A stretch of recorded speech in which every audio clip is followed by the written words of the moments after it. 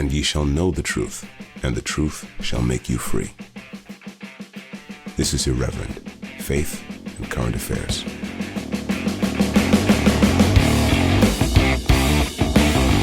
Welcome everyone to Irreverend, Faith and Current Affairs, Revs talking the main business of the day. I'm Jamie Franklin and I'm with Daniel French today. Daniel, it's good to see you. How's everything going? Our spring is terrible here in the Midlands. Have you got any sunshine where you are, or is it like... We just had the most awful downpour.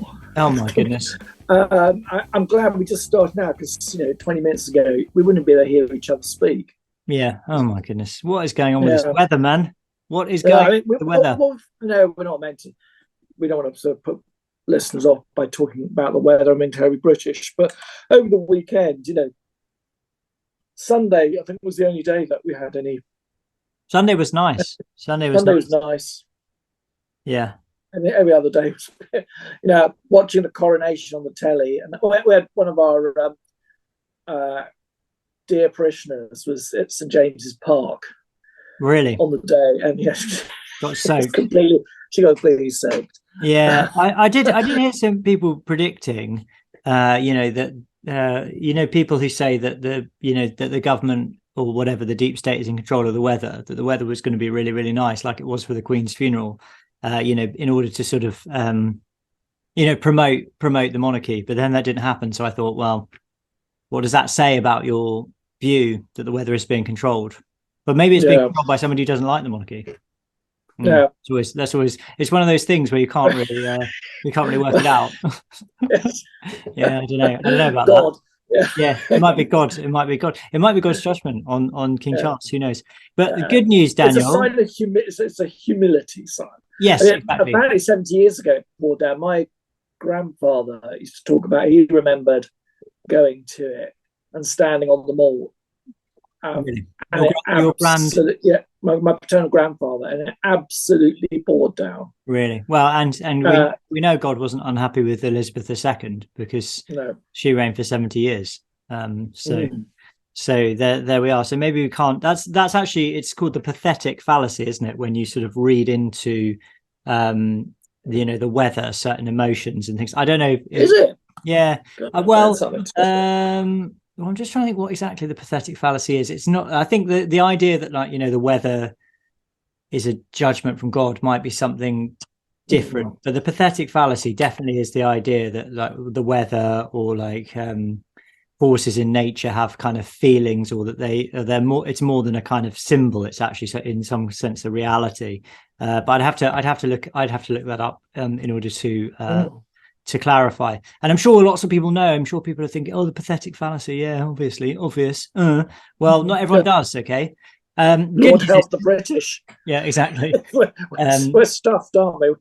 Yeah. Rain, well, if you rain. Rain is like misery or something like that. I think that would be rain is miserable. I don't know. But the good news is, Daniel, this week we had a milestone insofar as our podcast crossed the 500,000 downloads mark. That's audio downloads. So that was pretty cool, I thought, because we are we're an independent podcast. We're not funded by anyone except for our listeners. We don't have corporate sponsors. We're certainly not an official Church of England podcast by any stretch of the imagination, and yet we have been downloaded now 500,000 times. And in the chart, and we're not controlled opposition. No, I don't. I don't. I mean, I'm only controlled by my own selfishness and sin. So maybe in that sense, I'm controlled. But it wasn't that long ago.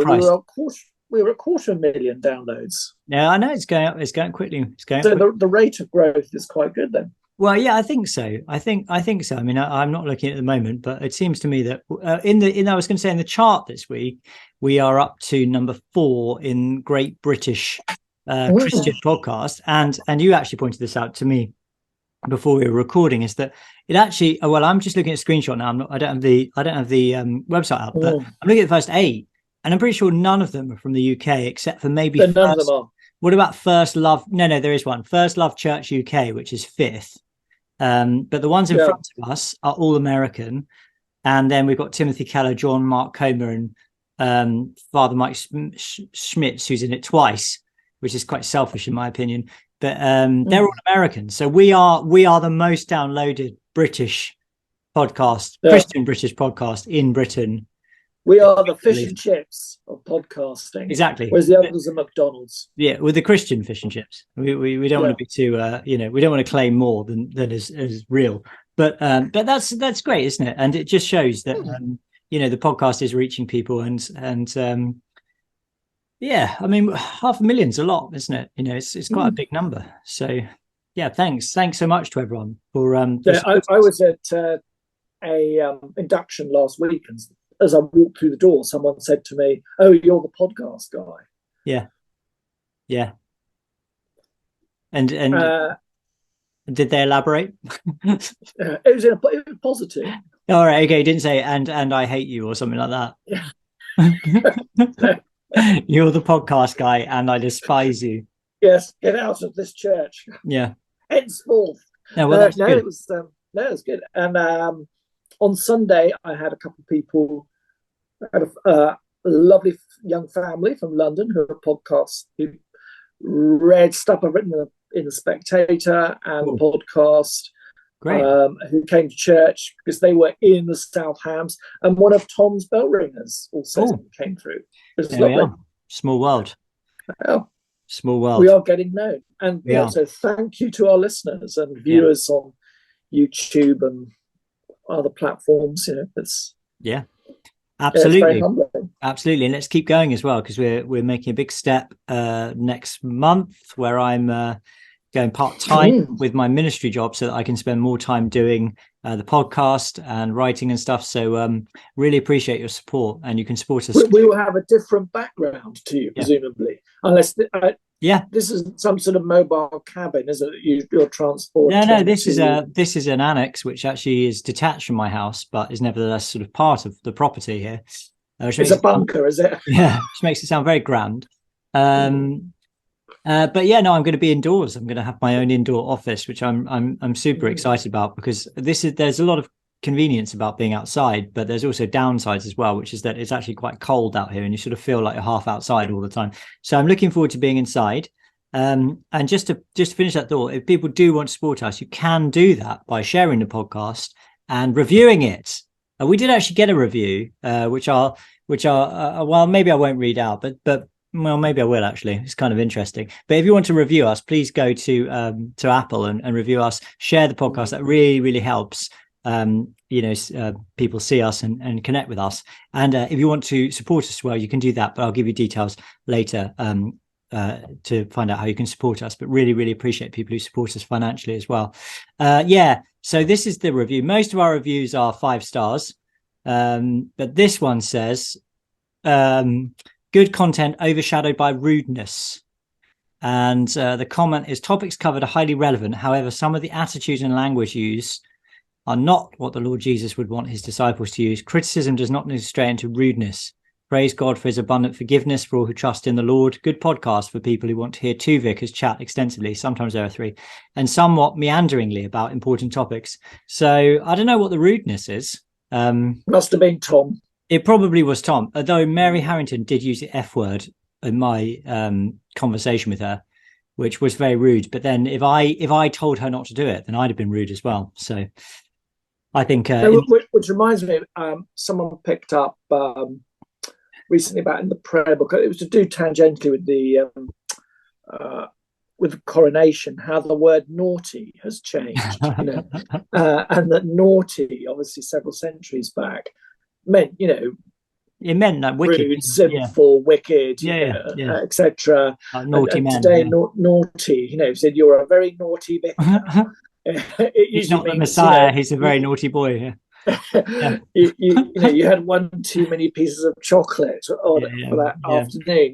It's lost its it's barbness, isn't it? It's what my kids call each other. They say, "Oh, naughty," when they do something. Just the naughty step. Exactly. It's a funny one. This is the Church of England's naughty step. Irreverend. No way. This is. I don't know what it is. I wouldn't say it's a naughty step. I'd say it's something else. I'll have to think of a metaphor. Not really. It's the Church of England's Adventure Playground. Yeah, what I was going to say is there's just two notices I wanted to give. Just a shout out again for our Telegram group, t.me/Irreverend. Love the Telegram group, and we share quite a lot of stuff on there.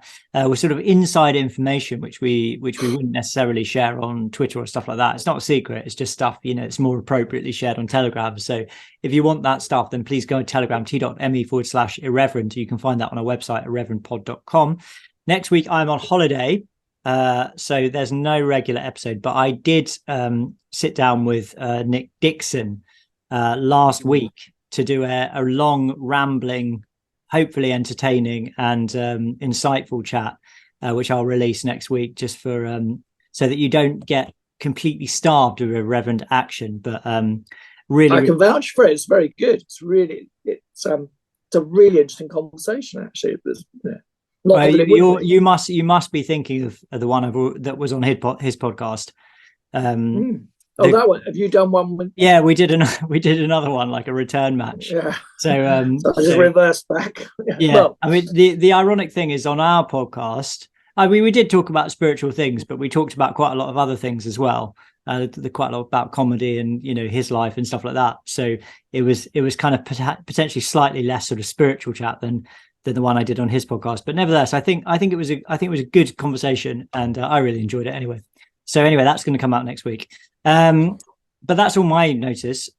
Should we go to scripture now, Daniel? You have a very apposite piece for. Well, this is kind of almost feel slightly providential, really, because obviously we're about to talk about the coronation, but this morning's reading, the morning we were recording this. There's this reading from Deuteronomy chapter 17, which begins in verse 14. But we'll just say the Lord's Prayer first, and then we'll read some scripture and we'll make some comments on it. So invite people to pray with us if they'd like to. Our Father, who art in heaven, hallowed be thy name. Thy kingdom come, thy will be done in earth as it is in heaven. Give us this day our daily bread. Forgive us our trespasses, as we forgive them that trespass against us. Lead us not into temptation, but deliver us from evil. Amen. So, so I'll just read it and you'll see the relevance here, Daniel, and so will everyone. So Deuteronomy 17, verse 14. When you come to the land which the Lord your God gives you, and you possess it and dwell in it, and then say, I will set a king over me, like all the nations that are round about me. You may indeed set as king over you him whom the Lord your God will choose. One from among your brethren you shall set as king over you. You shall not put a foreigner over you who is not your brother. And he must not multiply horses for himself, or cause the people to return to Egypt in order to multiply horses. Since the Lord has said to you, you shall never return that way again. And he shall not multiply wives for himself, lest his heart turn away, nor shall he greatly multiply for himself silver and gold. And when he sits on the throne of his kingdom, he shall write for himself in a book a copy of the law, from that which is in charge of the Levitical priests, and it shall be with him. And he shall read it all the days of his life, that he may learn to fear the Lord his God by keeping all the words of this law and these statutes and doing them, that his heart may not be lifted up above his brethren, and that he may not turn aside from the commandment, either to the right hand or to the left, so that he may continue long in his kingdom, he and his children in Israel. So there we are. Kind of interesting, isn't it? One of the things that's interesting about this is that, of course, King Solomon, who comes much later in the history of Israel, kind of does all these things, doesn't he? He goes back to Israel to trade with them. He multiplies wives for himself, and then he forgets the Lord his God. He wanders away from the Lord his God because of his. And he heaps up gold for himself as well. So he sort of does everything that he shouldn't do, even though he was at one time given the gift of wisdom by God. I was minded of is it 1 Samuel? One of the I'm just trying to flick through. It's in the early part, isn't it, where the people ask for a king, and God says, "Word of warning: this is the small print." Yeah, this is all sorts of things, and this strikes us quite it's much more positive view in Deuteronomy. In 1 Samuel, the movement from having what they call judges, which were sort of regional leaders, to a monarch, is seen by the text there as the words of God are presented to say, well, be careful of becoming like any other nation. Yeah. Because you'll be conscripted in the army and you'll be taxed and all this kind of stuff. Exactly. There's a long list of all the sorts of things are going to befall. Yeah, and there is a bit of that here, isn't it? Because there's the warning that he shouldn't multiply horses or multiply for himself silver and gold and so on and so forth. But it's really, the whole point of this passage is really that the king must fear the Lord, trust in the Lord, keep his law and so on and so forth, and have his heart directed towards the Lord so that he can be a good king and so that he can rule justly. And what's marvelous about the Old Testament is its unedited nature in this way, that it does not present an airbrushed view of kingship by any means at all. It is almost a Republican text in its presentation of the kings of Israel, of which the majority are rotters, and even the more pious ones have huge faults, like King David, and the various escapades that he got up to, and adultery and what have you. And Solomon likewise. He receives this gift of wisdom, but then seems to quickly sort of squander it in this aggrandizement of himself, and the 500 wives and all of this stuff. He becomes incredibly worldly. Exactly right. And you're quite right. David's the one I was thinking of who's described as a man after God's own heart, and yet even given that, he still commits adultery and has a man murdered and all of these bad things that he does. So I mean, I guess the sort of Christological understanding is that human beings are, or the people of God are awaiting a true king who will be entirely righteous and not flawed by the sins which human beings are beset with. And that, of course, is the one we see. That king I should say, is fulfilled in Jesus Christ. And that, of course, is the whole point of the return of the king in Lord of the Rings as well, isn't it? The whole point there is that you've got all these flawed kings, these flawed leaders, and it's the true king sort of emerges from nowhere, and then is shown to be the rightful king and a sort of perfect king almost, and that's an image of Christ. So in Dre's book Live Not by Lies, when he interviews the Prague family, the Bender family, who had this Benedict option-like community during the Soviet oppression, they read as a family huge amounts of Tolkien, which I think was banned by the state. Was it? And clearly, when the whole thing is edging towards the return of the king and Mordor, and the Eye of Sauron, and that, they're living it literally. And I thought how amazing that would be, in an age without screens, if as a family you could sit round and just learn that art of reading these great stories, and a story which, as you say, rightly picks up on that profound hope of Christ's kingship. It's a beautiful thing, isn't it? It really is. I'm just reading The Hobbit with my kids at the moment, which is quite amazing as well in its own way. But anyway, so Daniel, that's it's an opposite scripture, because of course we have the coronation this weekend of King Charles III. So I don't know. I mean, it's hard to know how to approach this, really, isn't it? Because we should say something about it. But I'll just tell you my sort of feeling as I was watching it, and I'd be interested to get your feeling. We're gonna have a listen. We're gonna have a listen to Justin Welby's sermon as well, which I'm sure everyone's super excited about. Edited highlights.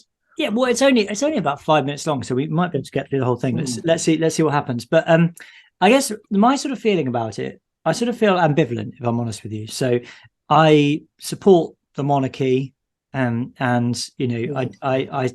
find myself irritated by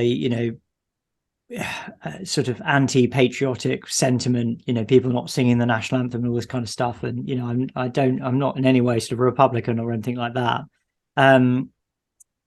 But I found myself kind of finding it hard to be enthusiastic about the coronation at the weekend. So there's a couple of things really. I mean, it brought up a few things to me. I mean, the individual kind of circumstances of King Charles and Camilla, is deeply regrettable. So they couldn't be married in a Church of England church because their relationship was the cause of the breakdown of the previous marriage. So technically they couldn't be married in the Church of England church. And so that, to me it's quite a difficult thing then to have them being crowned king and queen of the nation when we don't even really, we'd struggle to kind of see their marriage as entirely legitimate as a church. That it's one of the many paradoxes that characterizes the event. And there's questions for me over who Prince Charles is and what he really represents. There's all sorts of problems with the royal family as well, which are really, really sad and in some cases quite shameful. I'm thinking about all the stuff with Prince Andrew and everything. And then there's also the bishops who accompany Prince Charles. And I mean, I'm not sure what their individual kind of theological viewpoints are, but they're most, those kind of, that sort of generation are mostly kind of liberal Protestants. Many of them have deeply compromised views. And so you've got the Archbishop of Canterbury charging the king to uphold the doctrine and teaching of the Church of England and saying that the Bible is the most precious thing that this world affords, and so on and so forth. And there's this sense in which you're thinking, does anyone actually believe any of these things that are being said? Maybe they do, but also there's a significant question over it, and you think maybe they don't as well. And then the other thing, which I'm sort of struggling to put into words, is the sort of the sadness I feel about having an event which is sort of ostensibly a sort of celebration of our nation, but then to me that just raises the question of the sort of divided identity of Britain, that more pertinently than I normally feel it. So to my mind, I think that the whole question of British identity is kind of under a sustained assault because of the ideology of multiculturalism. I find it a really strange thing to have a sort of ostensibly patriotic celebration of Britain and what it means to be British, but set against the backdrop of an ideology or of a kind of sensibility that's constantly trying to diminish and accuse British culture and British people of being racist and being kind of nationalistic or being far right and so on. So I kind of just feel a sense of sadness really, because it just makes me think, well, I wish we did have a sort of a coherent British identity which we could all buy into and be relaxed about. But I just don't feel that at all. I feel like this nation is a deeply divided and confused nation. And so it just brought that kind of feeling up for me quite personally. So that's kind of how I felt about it. What do you think, Daniel? Well, I was glad that the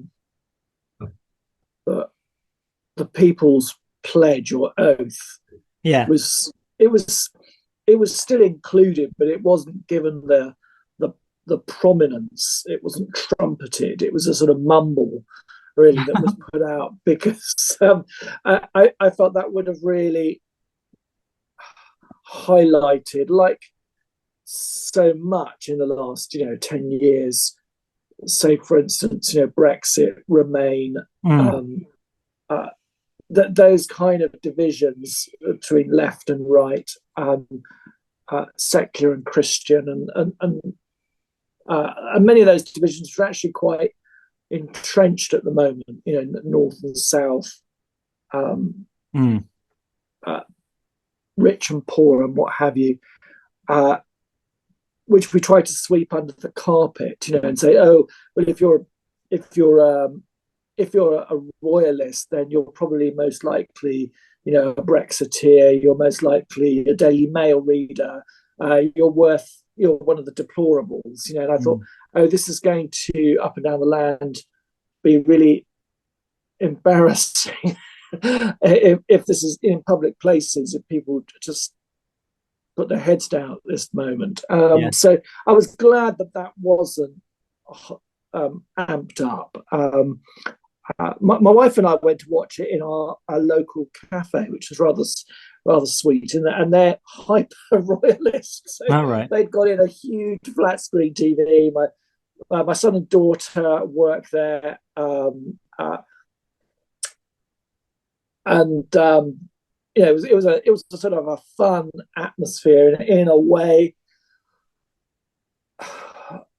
We went, I think both of us went in dog collars to actually see how other people were reacting. We went almost as a social experiment to see how others were reacting to this high culture and this extreme instance of liturgy, and how people would that take folks' breath away. And I think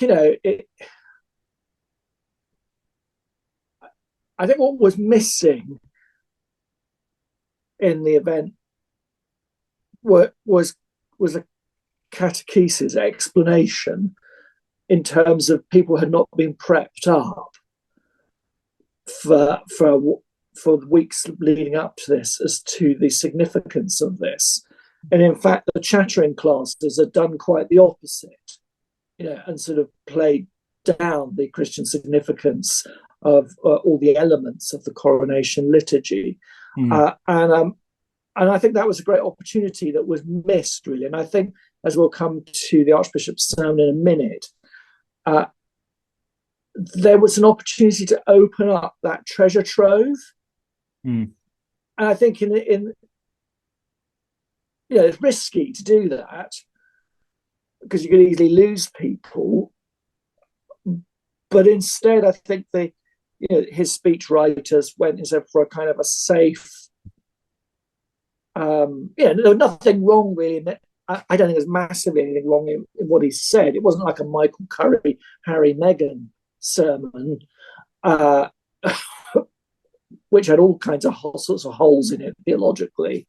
But it struck me as a real missed opportunity to draw out those sort of known unknowns that were being put out on display, and so that kind of left me at the end feeling a bit flat. Where do we go from here? I would say that the two bits that people in that restaurant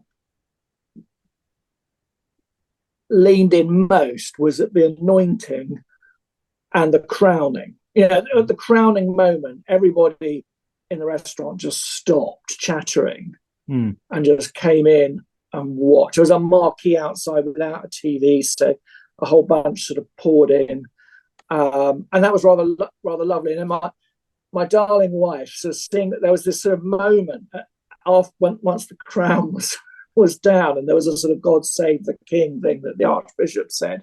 I think folks didn't quite know how to react, and she stood up and said, "God save the King."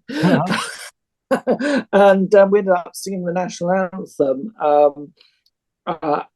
with everybody else in the Abbey and the TV and what have you. And again, that struck me as it's a moment of how much catechesis has gone by the wayside over the decades. And I think a lot of good people who would be quite interested in knowing more don't know, and they, in a way, don't even know they don't know, and so that what they have is, quite a beguiling, interesting ceremony for an hour and a half with beautiful music, and it's mysterious and eccentric. And the problem would be leaving it at that. And here the church, the Church of England's website at one point, an hour later, came out. I don't know if you saw this, with this bizarre thing on Twitter. If you liked Holy Communion, you can find Holy Communion at your local church, blah, blah, blah, blah. And you thought, okay, that's interesting. And you click on the link and its explanation of Holy Communion. It was just so subpar and awful. Right. And, you know, we break a bit of bread and sip a bit of wine kind of thing, because it's a nice way to remember what Jesus did. Yeah. Now, and you're like, oh, yeah, really? Does this touch upon the mystery and the weirdness of any of it, you know? Yeah. So I think I'm probably coming in a different place from you on this, but I felt a sort of frustration that a great opportunity was missed to really draw people and explain and build up the mystery. You know, I didn't want the Archbishop throughout the thing to explain, I'm now putting the crown on because it represents this, and I'm now giving him the scepter because it represents this. That would kill it. But I think the weeks leading up, and I suspect the weeks leading after, there's a kind of poverty of catechesis.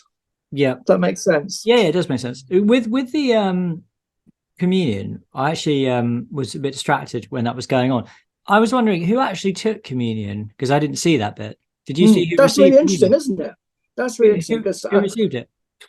The King and the Queen. Yeah. The Archbishop, and I think some of the bishops around. No, that's all. That's the only people. I don't think that was all. You know, it's interesting. Yeah, I mean that kind of.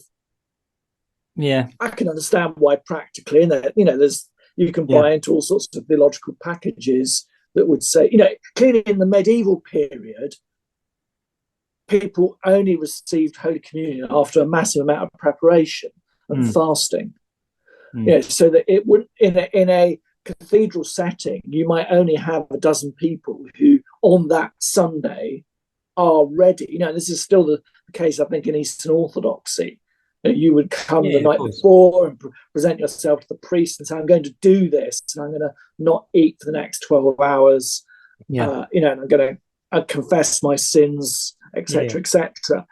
Whereas I felt they didn't give Holy Communion here to every, you know, it wasn't offered to the Christian corpus in that gathering out of convenience. No, yeah. Well, and I think that's the theological difference. That sometimes happens at weddings as well, doesn't it? And I can see that for sure. A couple of things. The crowning was a bit inelegant, I thought. I mean, it's a big moment, isn't it? But there was like kind of the Archbishop kind of screwed it onto his head, and then sort of went and sort of checked it like he was checking a spirit level or something, which I thought was quite unfortunate. And the other thing I just want to say, because maybe I you want to say positive things as much as possible as well, is it wasn't anywhere near as woke and progressive as I was worried. Like, for example, the faith leaders, you know, who are not Christians, didn't really do anything apart. I think they passed the regalia to the Archbishop of Canterbury, but they really had almost no role. I was worried there was going to be like a call to prayer or something, and you know, there was none of that. I'd also heard rumours that he was going to be anointed in a perspex box. So that people could see, and obviously that didn't happen. So that was I'd heard good. Drones. Drones are going to fly off the canopy. It was. But let's face it. I mean, it was a slightly shriven service, and so lots of bits were left out, which were included 70 years ago. But nevertheless, it could have been a hell of a lot worse in terms of that stuff. So that was that was on the whole, it was, you know, it was an overtly Christian liturgy. Yeah. You know, I think we must, you know, thank God for that, you know, and hope that continues. Yeah. I listened to, what's his name? Holy Smoke podcast, Damien Thompson's Holy Smoke podcast on this. He had a guy who, some kind of historian who's an expert on all this stuff. But he's pretty convinced that Charles has become more serious about his Christian faith as he's grown older, and I don't know anything about it really, but I don't know what your sort of view on that. Yeah, I've heard that he's dropping into parish churches near you. I've heard that. Yeah. And that you know, there was a couple having their child christened, and they looked at the back, and there's the King and the Queen. Yeah. Who've just dropped in. You know, rather lovely in one sense. if that's the case. I suppose as you get, there is that whole thing that people say as you get older, you get more religious, as you approach your maker. Yeah. I think that his generation, the boomers, have, deeply unresolved issues, which I think we've described in the past as, they're listening to two voices. Yeah. One's pulling them towards a kind of utopian vision of things, which comes out of the 60s, and another is the voice of their parents, hearkening them to the deeper traditions. And that I think they're a generation that has a sort of schism within them that remains largely unresolved. Is he resolving that more? Well, we can. I think I find myself when I'm saying that collect for him from the prayer book on Sundays for the king. Yeah, I suppose that's my feeling is that hope that schism which is in that generation is also healed within him. Sound patronising, but we described it, I think, once as he's got Klaus Schwab on one and Jordan Peterson on the other. There's two voices. Yeah. One to one is sort of pulling him towards the there's kind of charities like the Prince's Trust, which is about picking up your stuff and getting your act together and having the go-get to make a difference, and then there's the other voice which is saying, oh no, we'll just leave it to the technocrats and and the globalists, and we'll make a happy world, and I think, and I know who knows where that goes, but hopefully the greatest story ever told is wearing down let's hope. Utopian, dystopian, globalist, and we've covered that before on this show, haven't we? At COP, whatever it was, when he was there talking about how we have to spend multiple times global GDP doing whatever it was that he was suggesting, transitioning the world to sustainable energy and all this kind of madness, which obviously he can't really say as much anymore. You wonder if, there's a speculation that in a way a more kingly role like that of his mother, where it is in many ways a contemplative role, because he's not allowed to really get involved in his opinions and politics in the way that he was as Prince of Wales. So, you have to kind of withdraw a bit more into yourself, and hopefully the best version of that is one where the Bible grinds out of you all those kind of silly designs and plans that make you think that you can solve all the world's problems by X, Y, and Z. Yeah, absolutely. Well, we must pray for him. Let's listen to a bit of the old sermon, shall we?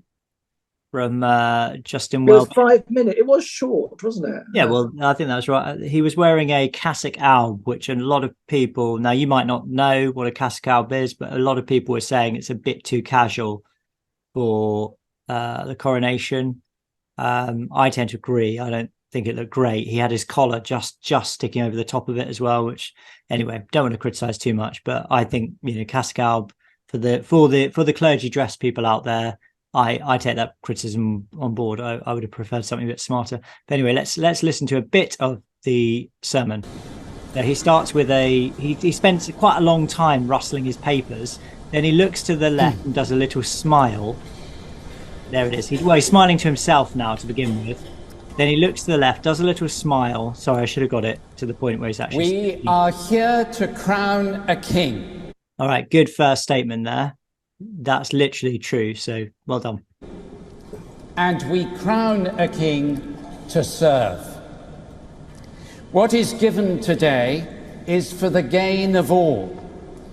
For Jesus Christ announced a kingdom in which the poor and oppressed are freed from the chains of injustice, the blind see. I thought that was quite a telling moment there, Daniel. I don't know about you, and I don't want to be like really critical of this because it would just be easy just to pick it apart and everything like that.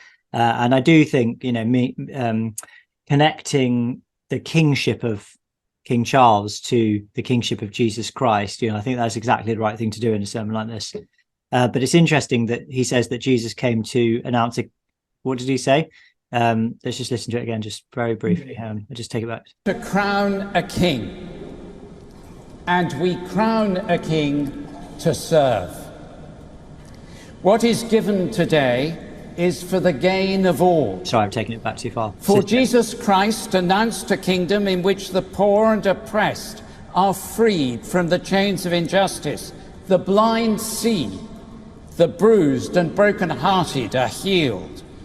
So that's the modern gospel, isn't it? It's the poor and oppressed are set free from injustice, the blind see, and the bruised are healed. No mention of sin, no mention of the need to be forgiven, and so on and so forth. But to me, that's quite telling, because that's an incomplete proclamation of the message of Christ. I don't know if you think I'm being unfair. Yeah, it's he's quoting, say, from St. Matthew, isn't it? From the early parts of St. Matthew's Gospel. The question from St. John the Baptist's disciples asking of Christ. Yeah, so it's the quotation from Isaiah, isn't it? I forget actually where it is in Isaiah. It's quite a famous passage in Isaiah, but then applied to Christ. Yeah. I think one of the problems with a lot of these sermons, I mean, I hear them up and down a lot of cathedrals, I find, is that the jargon words have become so overused that they've started to lose power. The poor, I think to say in a posh language, the poor, the oppressed, the marginalized,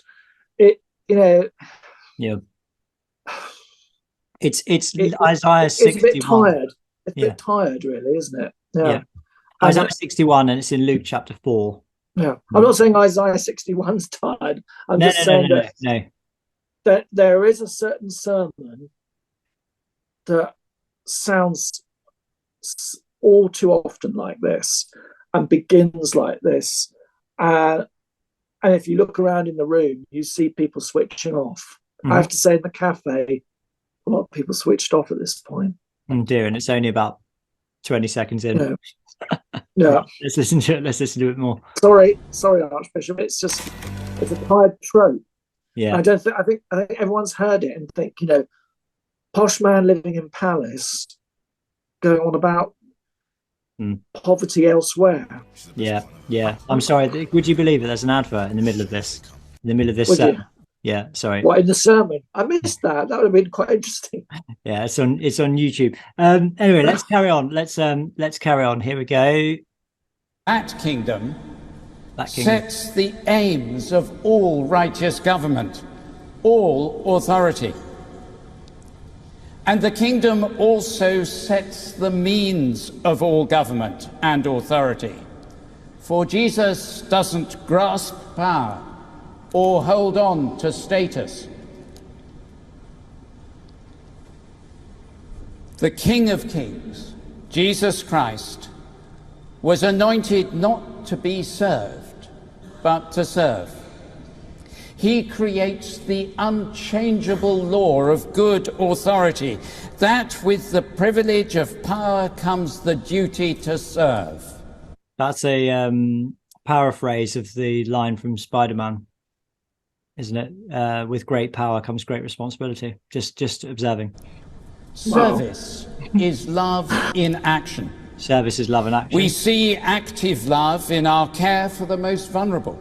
The way we nurture and encourage the young in the conservation of the natural world. We have seen... He had to say that, didn't he? There's no mention here of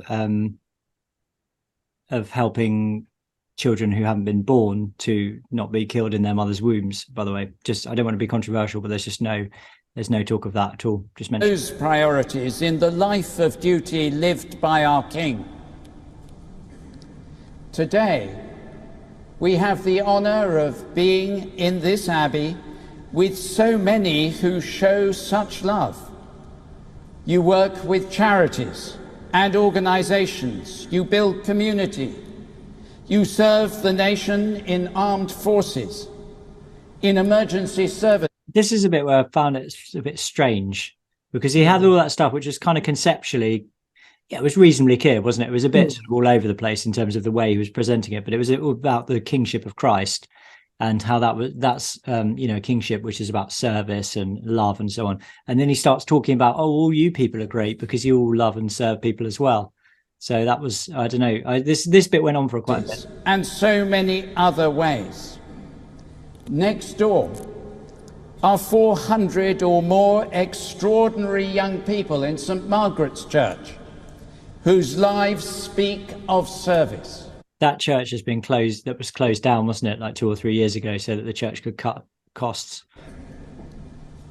Around the world, in realms and commonwealth, are so many more that attain through will or politics or war or tyranny.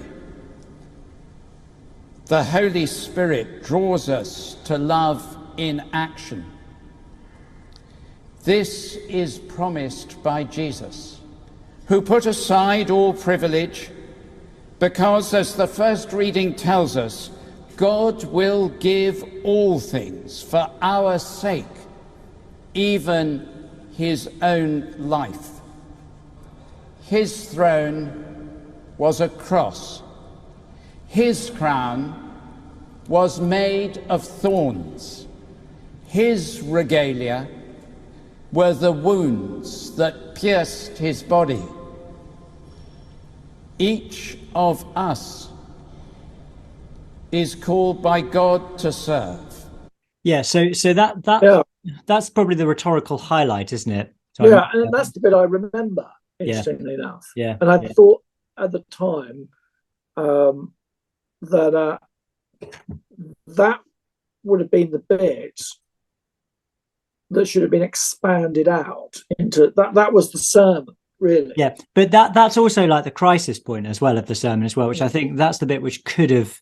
I think I'm with you here, Daniel, because to me, I think for many people, it's one of the things that I'm not as experienced as you in this, but when I'm thinking about writing a sermon, one of the things I'm thinking about is like, what kind of questions is this going to bring up in people's minds that it would be good for me to address within the sermon itself, right? So you've got this guy saying Jesus lays aside privilege.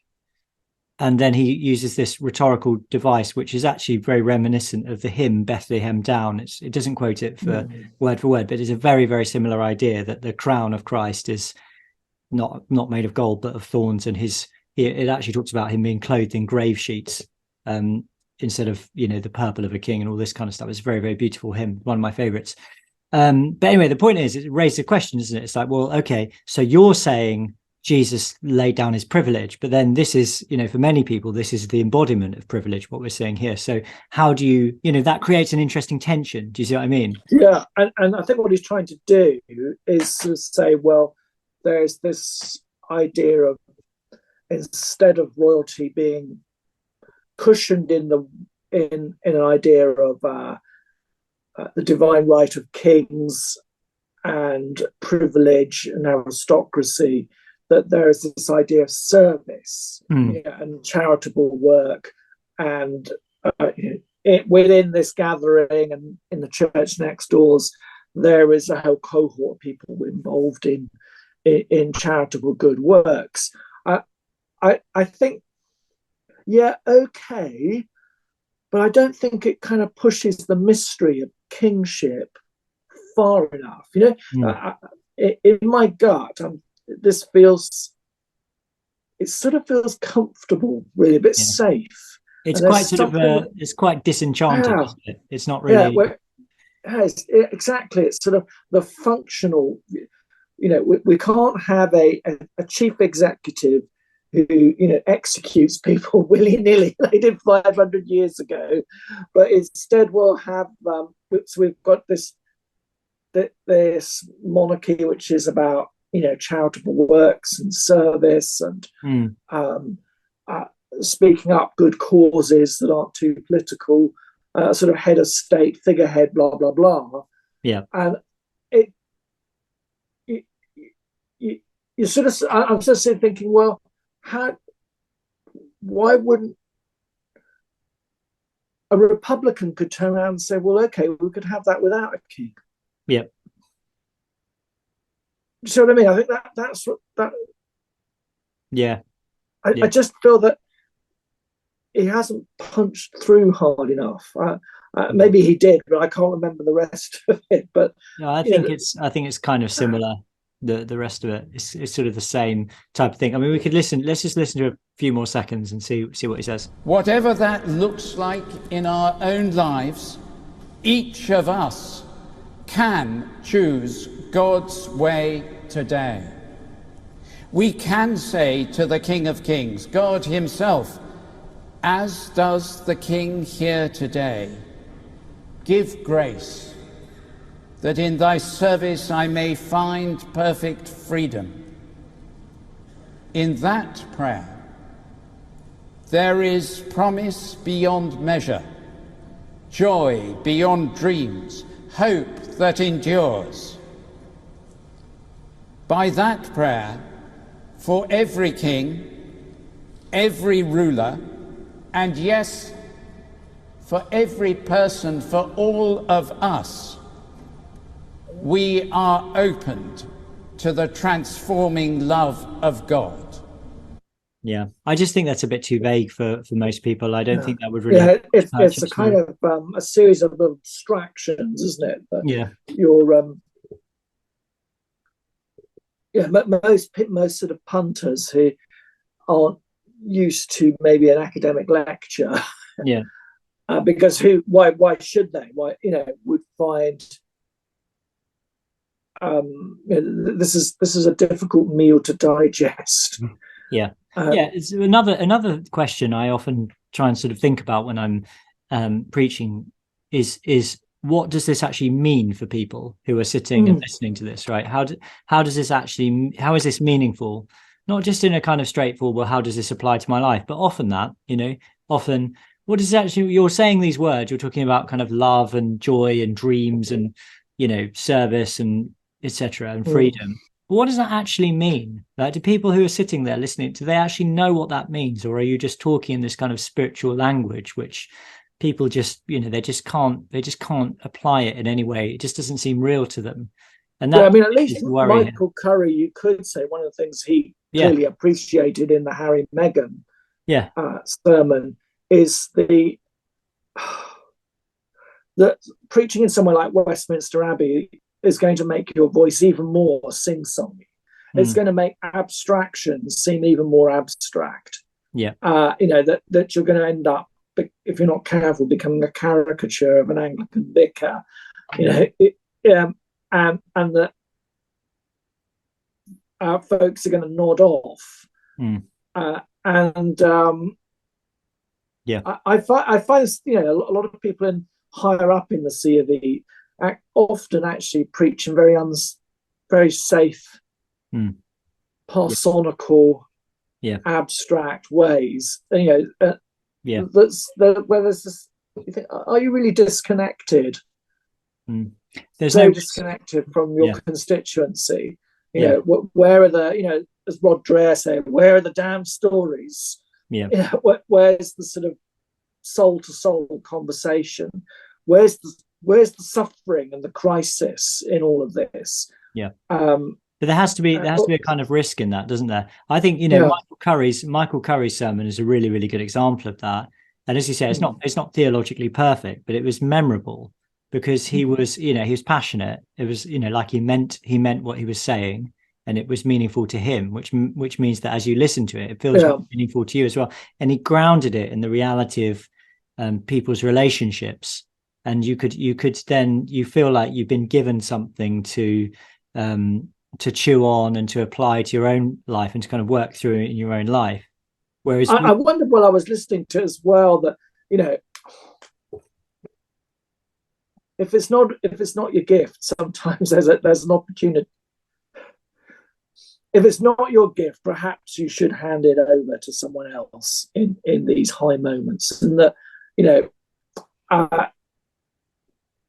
there hadn't been a sermon 70 years ago in the 1953 Coronation. There wasn't a sermon. There wasn't a sermon. Really? But there in this one, I think the Archbishop made the right decision to put a sermon in. But I'm not sure he was the right person to do it if this is what he was going to deliver. I think Rowan Williams would have maybe pitched this into, he can do abstract and the poetic well, in a way, and I think Richard Chartres also had that gift. I don't think this is really in Archbishop's skill sets. No, I think as well, Daniel, and I don't, as I say, like, I don't want to be sort of overly critical, but there's a kind of seriousness and a joylessness to it, which just it feels like you're sort of being told off. And it's not really the right tone. Again, there's nothing wrong with being serious in your public speaking, because I think being serious is the same thing as, finding something meaningful. It's a similar kind of thing, isn't it? It's like being convicted when you're speaking about something. But I think there has to be a kind of humanity and a sort of joy, and almost like a kind of humor, which is sort of bubbling under the surface, which could emerge any time from the seriousness.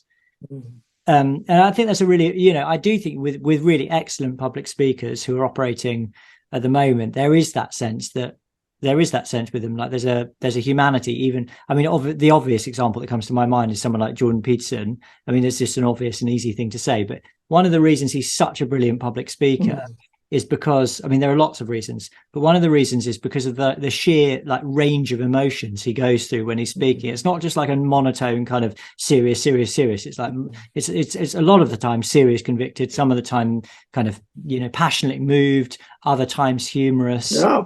Do you know what I mean? And you you feel like he is putting his neck on the line for this. Yeah. It's like his soul is coming out. He could trip up, foul up at any time. Yeah. And you kind of want to, you think, well, that's great.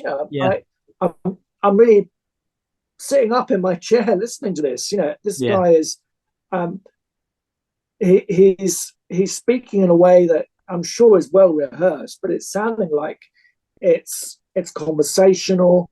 It's spontaneous. It's almost like it's spontaneous. Yeah, I mean, it is. I don't honestly, Daniel, I don't think it is particularly rehearsed. When he goes on tour, what he does is, a lot of the time I've heard, is that he just writes, like he'll take like a chapter of his book and he'll write down a few ideas from one of the chapters, and he'll just go out and kind of talk about it for an hour and a half without actually planning it, which is a remarkable thing to do. But as you say, that's the thing. I think with public speaking, a lot of the time, I don't want to get sort of too technically complex, but I think a lot of the time, the more risk there is, the better it can turn out being. Obviously, it can turn out terrible, because the more risk there is, the worse it can go as well. But almost the more risk there is, the better it can be. So when you have somebody who's so good that he can organize his ideas almost entirely spontaneously, it's almost like the best type of public speaker, because that level of risk and crisis is so high. And that's where there's actually these unspoken mental dissonances, isn't it? That you have someone speaking in a very safe, scripted way about privilege, service, the divine, to an audience who globally are in all sorts of situations.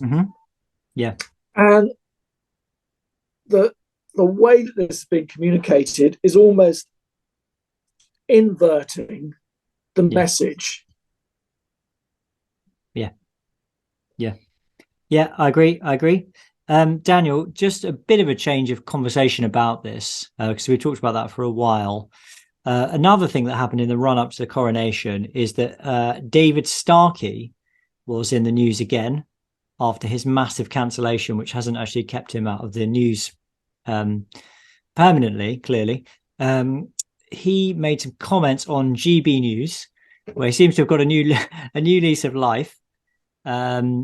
He's been roundly condemned, apparently, by various Tory ministers for saying this. Asked by GB News whether Mr. Sunak, speaking Rishi Sunak, the Prime Minister, was detached from coronation preparations, Dr. Starkey agreed that he had been invisible. And this is a quotation from David Starkey. He says, and I think one of the reasons that I think that a lot has gone wrong, for example, why Parliament has not been properly represented at the coronation of a parliamentary monarch, monarchy is because the government simply isn't interested. It's not interested in the constitution. You have a prime minister, I think, a man of immense talent, of extraordinary skill, but really not fully grounded in our culture. What he's saying there, David, he carries on. Now, I know that's a difficult and controversial thing to say, but I think it's true. And again, this coronation is going to highlight far too much, I think, our differences rather than what unites us. And to be honest, Daniel, like leaving aside that thing, just let's bracket out that thing about him not being grounded in a culture. But that's kind of what I was trying to say earlier, that I think for me, like, this highlights difference rather than brings about a sense of national unity. But then obviously the thing that people are fixating on is this thing about him not being grounded in our culture. He also said it's going to be rebuilding the Tower of Babel, because attendees are being invited to say the Lord's Prayer in their own language. He said it takes an Archbishop of Canterbury called Welby to rebuild the Tower of Babel. Again, there is this profound problem now, I think, everywhere in the text of the coronation service, where you'd expect nation, it's plural, so it's nations. So Nadim Zahawi said it was his opinion was racist.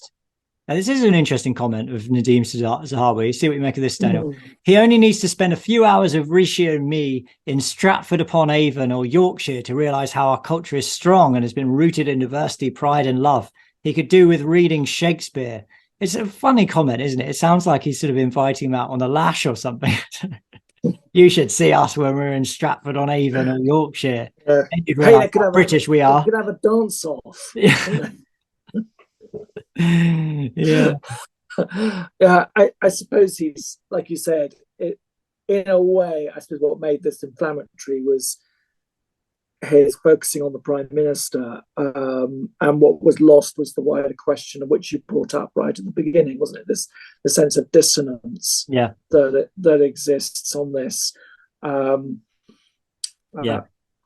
It's a bit like when you have a carol service and you're packed out, everyone's singing with great gusto, and you wonder, does anyone actually believe any of this? Yeah. Is this just purely aesthetic? It's lovely, it's great that you're here, where do we go from this? How do we, is this carol service in any way a cohesive act, or is it just trimmings? Mm-hmm. Yeah. Yeah, absolutely. It is a sort of similar thing, isn't it? And I mean, I think I understand what he's trying to say when he says the PM isn't grounded in our culture. He means that our culture is a Christian, it's a British white Christian culture. And that Rishi Sunak is a kind of, he's a sort of internationalist who's a Hindu. You could also say that he's lived a life of, detached privilege, which I think is true. So it's not necessarily even a racial question necessarily. I think it probably comes into it, but I think he's trying to make a point about our national religion as well. And it was strange, wasn't it, to see Rishi Sunak reading from Colossians chapter 1, which talks about like Jesus Christ being the head of the church and the head of all things, and dying on the cross for us, and all this kind of all things are holding together in him, and all this kind of stuff. Yeah, I know. Calvin Robinson did a piece on it on GB News, right, which was a little bit shouty, but quite funny, and it made me made me smile, because there is something in Rishi Sunak's kind of what's the word for it? His appeal, his sort of niceness. Yeah. Which at the end of it, I thought, he was going to say, "This is the word of the Lord," and I'm off to an alpha course now. It just would fit in, wouldn't it? Yeah. It'd just be so. You can imagine Rishi in an alpha course. Yeah, now I'll be attending an alpha course in my local constituency or something like that. I can totally imagine doing that. Thumbs up, here comes my baptism. He just has that wonderful, nice kind of Nicky Gumbel way about him. He's a bit like the Hindu Nicky Gumbel, isn't he? He is, isn't he? Yeah. Very sort of affable. Yeah. Like respectful. He's easy to get on with, inoffensive personality. He's short, so he's also sort of he's not intimidating. Short, no. Not intimidating. You can, in one sense, you can understand liturgists saying, "Oh, well, he was speaking in his capacity as Prime Minister," but it's very difficult to extract the person from the office, and But I'm not sure if I'd have been Rishi Sunak, I'd have said, as a Hindu, I'm not sure it's appropriate for me to read this. Maybe the Chancellor of the Exchequer, who's a devout Anglican, should do this instead. And it makes you wonder whether he'd actually read it before he got up onto the pulpit, or whether maybe he just said, "All right, I'll do a Bible reading," and then he just got up there, and that's the text that was presented to him. But it says, in terms of a kind of a sort of exclusively Christian, a sort of Christian, I don't know, is it sort of Christian exclusivism? It's got a very, very high picture of who Jesus Christ is. That's what I'm trying to say. Colossians 1 is, it's saying, Yeah, I was surprised in him. I was just saying, it says in Christ all things hold together, doesn't it, and all that kind of stuff. Yeah. Sorry, you carry on. I was going to say I did a curacy in Croydon, back in the late 90s, where there was a large Indian community, and at church we'd have a lot of interfaith marriages, right, between Hindus, often Hindus and Indian Christians. And actually, those. The Hindu family side were incredibly gracious and enthusiastic about christenings and marriages and that, and very sort of accommodating and that. But they tended. I can remember a couple of christenings. The Hindu side of the family said, when it came to the baptismal promises and they're thrown out to the congregation, that they felt that they could assert a belief in God the Father, but nothing, but not the Son and the Spirit. I can remember one of the Hindu dads saying, "I'm going to shout out, I believe in God, but I'm not sure I can't say with integrity about Christ and the Spirit," which I thought was, fair enough. And they're going to bring the child up as a Christian. So, wow. In that respect, I found Rishi's involvement a bit bewildering, because that hasn't been my experience. Interesting, isn't it? Daniel, anything else on the coronation, or shall we move on to just a couple of other stories to talk about? I thought the golden carriage looked so uncomfortable, and at one point I think they've had lip readers try to discern what he's saying. He's clearly very grumpy. He looked really tired, I thought. Just so uncomfortable. Didn't you think through the whole thing he looked just really aged and tired? I mean, I'm not even sure. How old is he? Is he about 70? He's 74. 74. I mean, he looked really tired to me. I mean, you can't tell what's going on with people in something like that, can you? Because it's such a strange situation. But he did just really look to me like he looked like an old 74 to me. To his credit, I thought he perked up a bit on the balcony.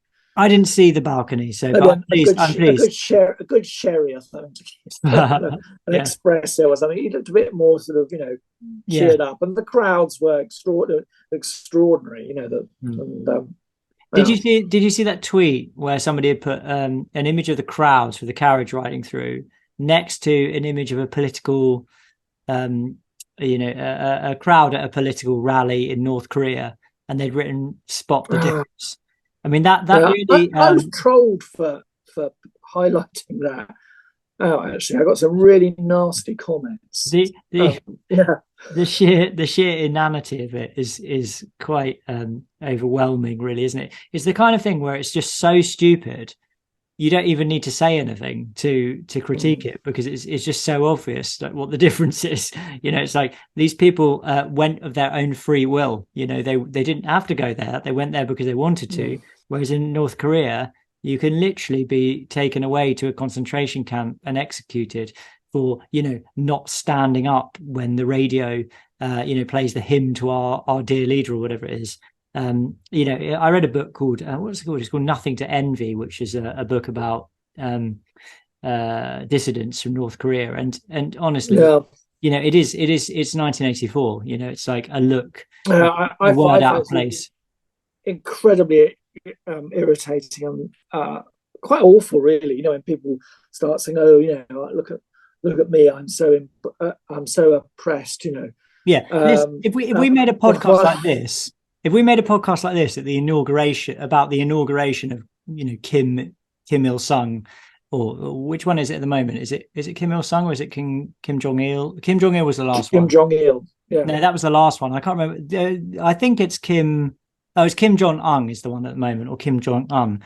Anyway, when he was, made the whatever he is, the god over North Korea, and there was a ceremony. We made a podcast like this. We'd just be dead, we and our family would be taken to a concentration camp. It's just, it's a completely ridiculous. I mean, in order to even just to think about making that comparison, you have to the level of ignorance is just so astonishing. It's almost unbelievable. Yeah, so my grandmother, who brought me up, grew up, had a whole teenage years in Nazi Brussels. Really? And she could tell you what hunger was like, what living under curfew, what having the Gestapo put a gun to your head because you've forgotten to close the curtains and left the light going on at night. Yeah. All the kind of horrors, the horrors of seeing Jewish neighbours bundled into vans. People have the audacity to compare those kind of regimes with crowds in the mall. Yeah, with a kind of completely sort of a sort of tamed, deracinated constitutional monarchy, which bears really no threat to anyone. The only thing people say that's just sort of the only thing sort of approaching a legitimate criticism of it is that it's a sort of unearned privilege, and that these people have a kind of an unrealistic lifestyle, and that they sponge off the taxpayer whatever it might be. And as far as I understand it, that thing about the taxpayer is a bit of a misnomer anyway. But that's the more legitimate kind of line of argument. There's nothing to stop anyone in this country, as far as I can see, starting up a Republican Party. And Republican Party winning and changing a head of state. We're completely free to do that. You're not free to do that in North Korea. No, you're not. No. Yeah. And even if you compare our country's record on these kind of things with the way that things happen across the channel in France, I saw a picture on Twitter today of them. I think Macron was holding some kind of parade, where he was driving around Paris in a cavalcade of cars, and there were literally no crowds because the crowds had been banned in case there were protests. So it was just parading around the streets to nobody because literally the crowds weren't allowed on the streets. Anyway, Daniel, that's it's kind of by the by, really. I mean, Republicans will have their views on things, and I just don't find it particularly interesting. And no offense to any Republicans out there. You're very welcome to the podcast. We love you, and ultimately, to me, it's not the most important debate in the world. What was quite an important debate, Daniel, just changing the subject ever so slightly, was the one that happened on GB News between your man Andrew Bridgen and what's his name? Fraser. What's his name? Fraser Myers and Spiked. Fraser Myers. Yeah. So basically, the background to this is that Fraser Myers had written quite a nasty kind of hit piece on Andrew Bridgen, the Tory MP, who's questioned the safe and effective treatment that's many people have had for COVID. And he wrote an article called something like the insane delusions of Andrew Bridgen or something like that. And it was just basically calling Andrew Bridgen a conspiracy theorist and a sort of, it was kind of an ad hominem article. Anyway, so credit to Andrew Doyle and GB News Free Speech Nation. They got them together to have a face-off. And I have to say that Fraser Myers, who works for Spiked, which kind of posits itself as a sort of alternative media voice, was... Well, I thought it was pretty shockingly ill-informed. He hadn't done any research. He didn't have any arguments. And really all he did was call Andrew Bridgen a conspiracy theorist and said that, his tactic was kind of to bring up some things that Andrew Bridgen had said and just sort of say, well, this is sort of disgusting or this is inflammatory or whatever. And Andrew Bridgen, by contrast, had facts and arguments on his side. He had a clarity of thought and message, which was just, it was absent from Fraser Myers. So whatever you think about the claims that Andrew Bridgen was making, it was a bit of a shame, really, because there was an opportunity for a decent debate. But Fraser Myers, and what is going on with Spiked, to be putting this kind of stuff out, the kind of stuff that you just see on the BBC or in the Guardian, and then to come on a news show and put in that kind of performance was, I don't know, it's pretty shocking, wasn't it, Daniel? There's an allegation going about that they've received funds from Pfizer. I don't know how substantiated. Yeah, so that is subsequent to this interview. Who knows? But it was boring, to be honest. And I thought, actually, let's have a really good intellectual boxing match. Let's spar this out. Let's have two sides throw loads of facts and graphs and philosophical precepts at each other. This could be really interesting. And it wasn't. But Bridgen easily came out on tops on this. I think. Yeah, of course he did. I mean, he had an argument, didn't he? He almost didn't need to do very much. He just gave some statistics, and he was making the point about the safe and effective treatment being the statistic he often repeats is this 1 in 800 thing, compared to the amount of people who would need to receive the safe and effective treatment in order to save one person from hospitalization, which is it's something crazy. It's like 1 in 900,000 or something. That's the statistic he comes out with. But Fraser Myers didn't engage with that statistic. What he needed to do is he needed to actually argue with that and say, well, that's wrong for these reasons. But he just didn't do that. I have got this thing here about Pfizer. So it's a quotation from WSWS.org. I don't know what that is. I'm just looking up now just to see what it is. Oh yeah, the politics and origin of Britain Spiked Online, Part 2. And this is from 6 years ago, actually. And anyway, so what it says is, alongside Spiked also emerged the openly pro-corporate Institute of Ideas headed by Claire Fox.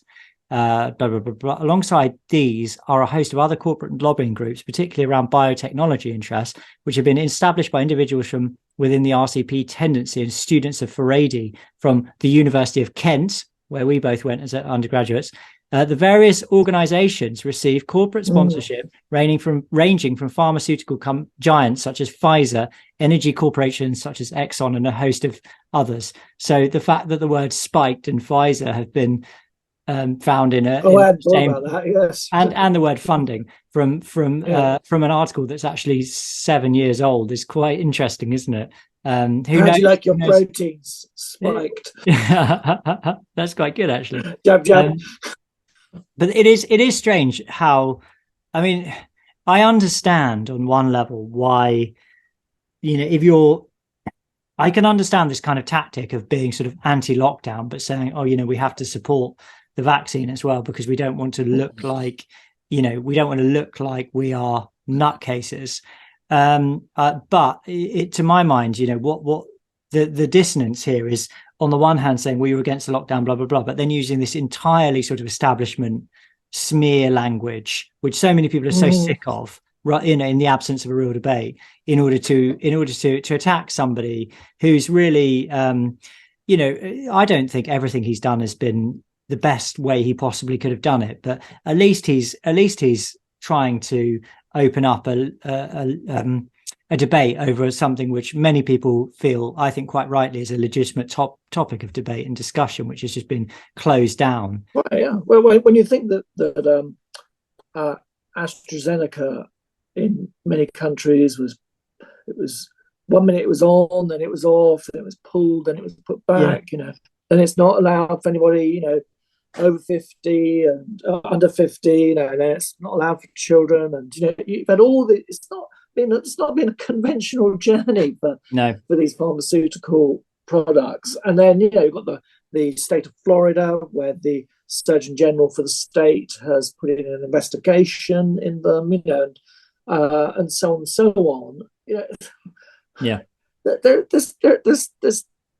is some kudos in what has been.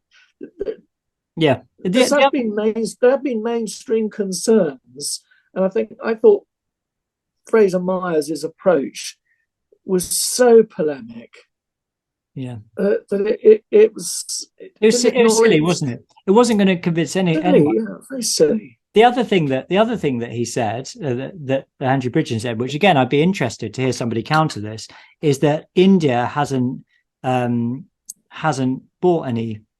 I forget which type, whether it's all of them or maybe one of them hasn't received any of the safe and effective treatment because they're not giving indemnity to the pharmaceutical companies. Now that's a really interesting claim, isn't it? And it would have been very interesting for somebody to have anticipated that, because presumably Bridgen said it somewhere before as well, and to have found out whether or not that's true or false, and to have come to the interview or the debate prepared to offer a counter to that information, but there was no counter. So you're listening to it thinking, oh, that's interesting, I wonder if that's true, and actually you're not hearing the other side of the story. So it's a real missed opportunity if he wanted to make that case. It's just totally not the way to debate with someone. Bridgen's been everywhere. You could just go on his Twitter profile and see what he's got to say. It's laziness apart from anything else. Like if I was going to debate with Andrew Bridgen, I'd be like thinking, well, he's got like 5 or 6 arguments which he repeats over and over again. So let's work out what I'm going to say when he comes up with these things. But none of that had happened. So Fraser Myers, come on, you need to do better, man. If you want to convince us, come on, then convince us. I wanted to hear both sides of the story. Let's hear it. Yeah, but it's good, isn't it, that Andrew Doyle put that on Free Speech Nation? It's great that some people are doing these things. Anyway, and then one other thing before we read our email of the week is there was an interesting piece of research that was going around on Twitter, which Tom Holland retweeted, the historian. He'd retweeted it with words, now this really is post-Christian. It was a new Canadian survey on attitudes to euthanasia. So apparently 27% of people think that people should have access to euthanasia because of poverty. 28% think that people should have access to euthanasia because of homelessness, 43% for mental illness, and 50% for being disabled. And that's amongst different age groups. But basically, it's broken down into these categories. The really kind of quite shocking one is that presumably the question was, for example, do you think that somebody should have access to state-funded euthanasia because they are, for example, homeless? And now most people have disagreed with that on one level, but 28% of people have agreed with it, either strongly or moderately. So what this survey is saying is that over 1 in 4 Canadians think that if you're homeless, that should entitle you to state euthanasia, which is kind of crazy. One way to deal with the problem, isn't it? Yeah, mental illness. 43% agree that you should be able to be euthanized. 50% agree for disability, and 28% agree for poverty. So it's a lot of people, isn't it, who think that you should be able to be killed by the state for these. And it's I guess one of the things to say is, it's that old slippery slope which is meant to not exist, isn't it? It's like, oh, well, it's only for people who are in terrible, terrible, agonizing pain and they're about to die. Well, homeless people don't fit in that category. No. Mental illness, that could be any age. Yeah. Disability, presumably, you'd be born with. Yep. Yeah. Poverty, well, could happen to any of us. It is quite shocking, isn't it? It's very Huxleyan. Yeah. Happy death. March in for your happy death, folks. Yeah.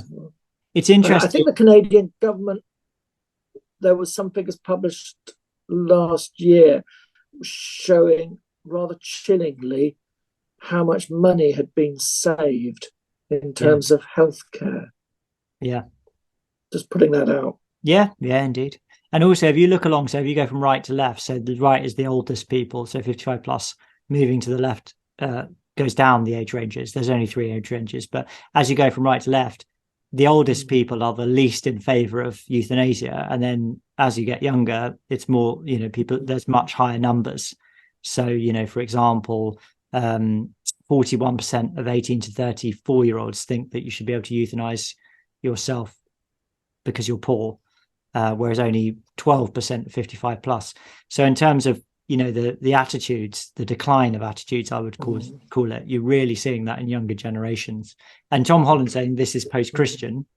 Yeah, I mean, one can only agree, really, can't you? As you see the waning influence of Christianity, you see the waning influence of the idea that every human being is made in the image of God, is worthy of dignity, respect, that your life is worth living, that life is not primarily about comfort, but about something more significant than that. And that suffering is not the end of the world, but it's something that can be worked through, something that can be even beneficial in a spiritual sense. But young people, the younger you get in these Western countries like Canada, the less and less of that idea remains. So I can see that. Yeah, I mean, although the silver lining that you and I have seen in doing this podcast and writing and what have you is that there is a constituency within a constituency who are clearly rejecting that and wanting full fat Christianity. Yep. You know, that they're out there, there are people out there listening to podcasts like this who know that this is wrong, and know that to counter this, they are going to have to take on a radical way of life. Yeah, indeed. People can sense we're brainstorming for a coronation sermon here. Yeah. This contrasted to, just as a brief aside, with I think Louise Perry's article in The Spectator about fertility. Oh, I didn't see that. What was she saying? But essentially saying that there is a culture, modernity has within it this kind of cultural cyanide, which very slowly is poisoning us against the whole idea of fertility, of motherhood, fatherhood, the benefit of children, and we're looking for all these quick fixes. The majority of our problems, she posits, whether it's the NHS not working, whether the government programs falling apart, because we just do not have enough babies being born. And that the pyramid is no longer a pyramid. It's a top-heavy structure. And that if you look at, I think she puts the sense that by 2040, we will go into an existential precipice where it is very difficult to then recover as a society, because there aren't enough people to pay tax, to keep benefits going. There won't be enough people to inhabit all these things and jobs that need to be done. And it just struck me that the reverse side of that dark coin is we're also proposing euthanasia. We're accelerating, we're adding an accelerant to a crisis which no one wants to talk about. And particularly when the Malthusians are proposing, there's too many people on the planet, and we need to bring back populations to much, much lower numbers. Well, fine, but who's going to keep anything going? Yeah, absolutely. I've just seen that article. Maybe we could discuss that in a future episode. It sounds really, really interesting. It's really interesting, people like Louise Perry, that they're wanting to retrieve something of the Christian past, aren't they? But they're not. I don't know whether she's quite there yet in terms of recognizing the depth of the solution, let's say. She needs to go on that course with Rishi. Louise Perry and Rishi Sunak. Alpha course. We could do that confirmation course. No, I'd let you handle that as the senior pro. But Daniel, before we read, we're gonna have to finish in a minute, but before we read up, we've got a fantastic email of the week, so stick around for that. But before we do read that, I'd just like to say It's wonderful to have so many listeners to the podcast and so many people who support the podcast. And it's really, really important that you consider supporting us if you don't already, because as I mentioned earlier, I am intentionally taking a part-time job in the Church of England, whereby they will give me a house, but I'm not getting any more money from them. So I'm just going to work part-time as a vicar when I move to my new post in Winchester. So it's really, really exciting, because the reason I've chosen to do this is so that I can work more on the public engagement stuff, including very much this podcast. And I'm really, really hoping to put a bit more into it, and to see it grow and expand, and to see it reach more people, and see what might happen in the future. But I do need now to raise more money, raise my own income, and we need to keep the podcast running as well, which costs money. So please do consider supporting us. If you like the podcast, I would say, if you got this far, you've listened to us rambling for about an hour and a half now, so you must like it. So if you listen regularly and you like it and you want to support what we're doing, please do go to our website, irreverendpod.com. You can do two things. You could buy us a coffee, which is just leaving us a one-off donation, and then you can leave a message there as well. Or you can support us on Patreon, which is really, really appreciated when people do this. If you support us on Patreon, it basically means that you give us a monthly donation. So you can do that for as little as £1.50 a month, £1.50 a month plus VAT. So almost nothing. And that really, really helps us. And what we do for people who are our patrons is we release the episodes early, and we also give you for free, well, it's not really for free because you pay, but for free, the Uncollared podcast, which is an audio podcast of us just chewing the fat about various different things, which we enjoy doing. So you get a free podcast, not really free, but sort of free, and you get the episodes early, and you get the benefit of supporting the podcast as well. So we've got a number of people who support us on Patreon, but we really do need support at the moment. So please do go to irreverendpod.com and scroll down. You'll see the big red button. That's the Patreon one. Click that button. It will take us to it will take you to the Patreon page where you can sign up to make a monthly donation, get the free podcast, or you can buy us a coffee as well, which is also the big yellow button. So please do that. If you like the show and you want this next step to be successful, you can play a significant and important part. As you see, we are not sponsored by Pfizer. We are not selling you what could we be selling? We're not selling you home insurance. We are not advertising any products on the show apart from our fantastic merchandise, which you can also find on our website. We are funded by you, the listener and the viewer. So please do support us at irreverendpod.com. Having said that, it's time for the email of the week, which is a lovely email, which comes to us from Jonathan. So I'll just read this for you. Jamie, Tom and Daniel. Hey guys, I felt compelled to write you the short email to thank you for your podcast. I've been on a steep learning curve into Christianity for the past year or so, and your discussions have helped me immensely. For a long time, I believed in God, a divine spiritual presence that permeates throughout our reality. And I guess I've been struggling for a long time in all areas to try and understand this. I've read many ancient books, Greek philosophy and Indian epics, and have had much interest in the spiritual depths of Buddhism, Hinduism, Taoism, and Zen, all in some way trying to explain and understand the divine without and within. I found many spiritual texts like the Upanishads, for example, is instantly insightful. However, when I have read or attempted to read the Bible in the past, I have found something compelling about it. I always found it extremely difficult to understand. I came across Jordan Peterson's lectures on the Genesis stories a few years ago, and they all of a sudden began to shed new light on the depths of the Bible. I proceeded to watch the full series and in an addictive manner and found them absolutely intriguing.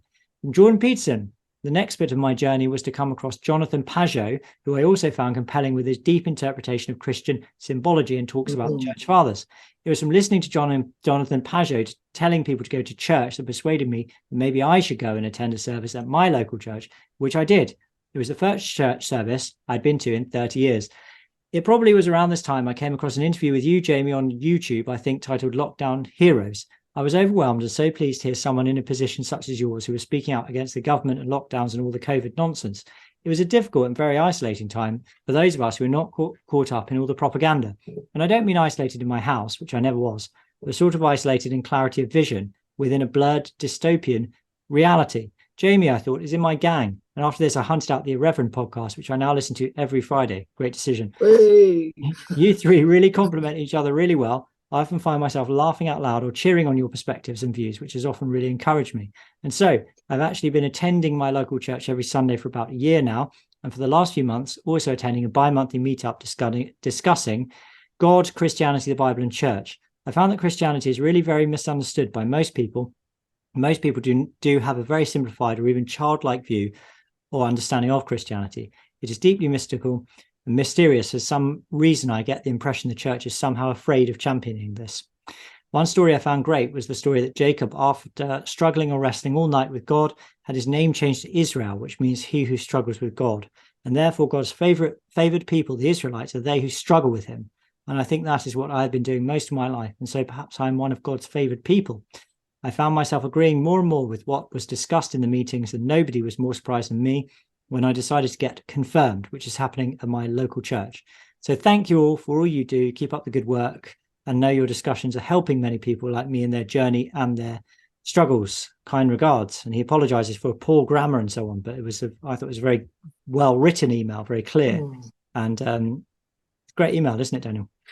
It's deeply humbling, and yeah, I mean, this Jonathan's story is one that has become common to us in a good way. Yeah, hallelujah. This is why we do this podcast. This is the I was reading when I was reading it. When it was reading the email. This is the point of this podcast. To help you in this way. That's the, as far as I'm concerned, I read that and I just think, well, in this case, the podcast, worth it, isn't it? Serves its purpose. Yeah. This is the crowning moment. Yeah. Is receiving emails like this, and we are receiving them at some regularity.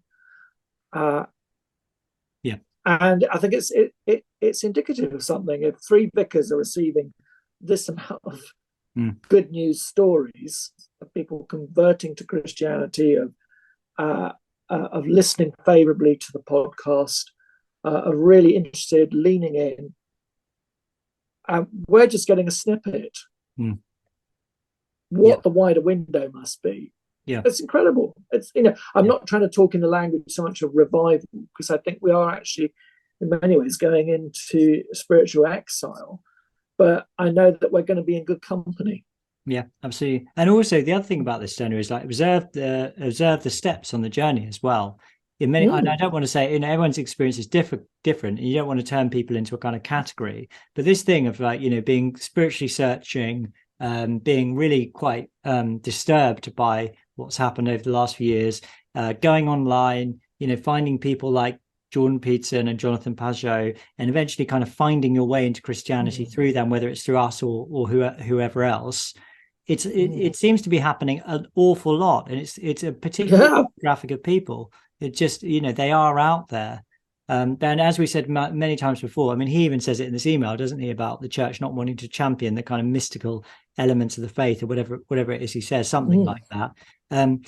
This is the point we're trying to make, is that there is a great opportunity here for the church, and who knows how long it's been around for. Maybe it's been around for a really long time, but the church simply is not taking it, and that's sad. So we need to take it more. No, I totally agree. I mean, I was struck by his journey and its similarity to Father Tom Plant. Oh yeah, who was on the Holy C of E podcast, another podcast that you manage, with Clinton. Yeah, I produced how there was a really interesting, sensitive journey, isn't there, about his experience of Japanese culture, Buddhism, and all of that, and this searching for more, and how he sees that in relation to where he is now, and there's a real considered, deep journey, that was fascinating to listen to. And I think, Jonathan at the end has signed off with, "I'm just a humble painter decorator." Well, Christ is just a humble carpenter. It doesn't matter where we're from. Yeah. And also, Daniel, profundity can hit anyone, and I think here's that's a very deep letter that we received from Jonathan, and somebody who's been on a very, very deep and serious spiritual search as well. So you can say, well, I've just got this humble job, but there are lots of kind of academics and so-called intellectuals who wouldn't go to that length in terms of all those spiritual texts he's read. I mean, if you compare this to I don't even know what to call it, the completely inane, childish article that Matthew Parrish has wrote about the atonement the other day. That's an example of somebody who's not taking a spiritual search seriously at all, and is just engaging in the most sort of superficial, kind of infantile way imaginable. You've gone and read all the sort of classics of world spirituality in your quest for meaning and truth. So it's like Christ says, seek and you will find, ask and it will be given to you, knock and the door will be opened. That's the kind of thing he's talking about, isn't it? There's some deep seeking there. Yeah. And that, it's a beautiful thing. It's a beautiful thing. I love Hallelujah. it. I love to see that. It's great. What a wonderful moment to end on. Yeah, absolutely. And we must, because I have to go make dinner, as I often do these days. I'm actually looking after my kids for the next 24 hours by myself. So pray for me as well, because it's going to be chaos. No, it's not really. I'm going to have it completely under control. But yeah, Daniel, you've been great as always. So thank you for your time. And thank you to everyone for listening. We still haven't got a sign off yet. I still haven't come across a line. Some people have suggested things. I still haven't got a sign off line that I'm happy with. We should do a prayer, shouldn't we? Should we do a prayer? You getting something? I'll do. Shall I do the Jesuit prayer of St. Ignatius, which we gave out on the when we had the meetup? Yeah, we do it. Somebody on Telegram didn't like it, but you can't please everyone, Daniel. Go for it. Go for it. Take, Lord, receive all my liberty, my memory, my understanding, my whole will, all that I have, all that I possess. You gave it to me, Lord. I give it back to you. Do with it as you will, according to your good pleasure. Give me your love and your grace. For this I have all I need. Amen. Amen. Thank you, Daniel. Thank you, everyone else. And we'll see you again next time.